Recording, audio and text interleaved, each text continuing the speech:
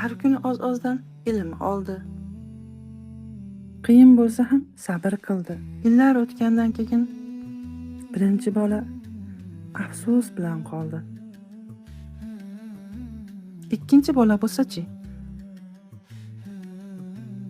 Va u baxtli bo'ldi.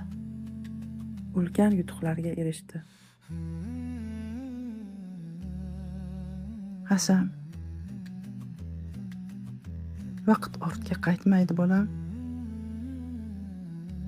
Va ota-onaning qalbi juda ham nozik bo'ladi. Ularni ranjitish eng og'ir xatolardan biridir, bolajonim. Endi Hasan tanlov qilishi kerak edi. Men noto'g'ri qildim. Aka,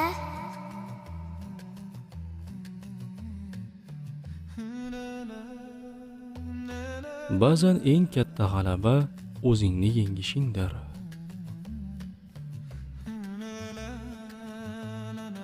ona. Meni kechiring. Men sizga qo'pol gapirdim.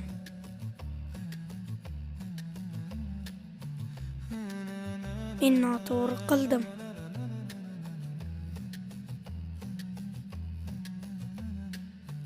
O'g'lim, xato qilish mumkin. Lekin uni tan olish eng katta jasoratdir.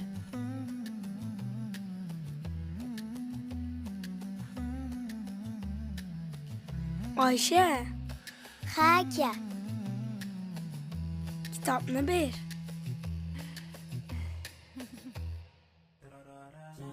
Shu kundan boshlab Hasan o'zgarishni tanladi. Men bugun ikki narsani tushundim. Nima aka? Telefon vaqtni oladi. Kitob esa insonni o'zgartiradi. Va onaning gapida doim hikmat bor.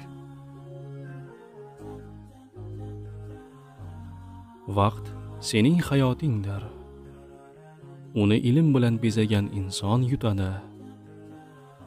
Ota-onani hurmat qilgan baxt topadi.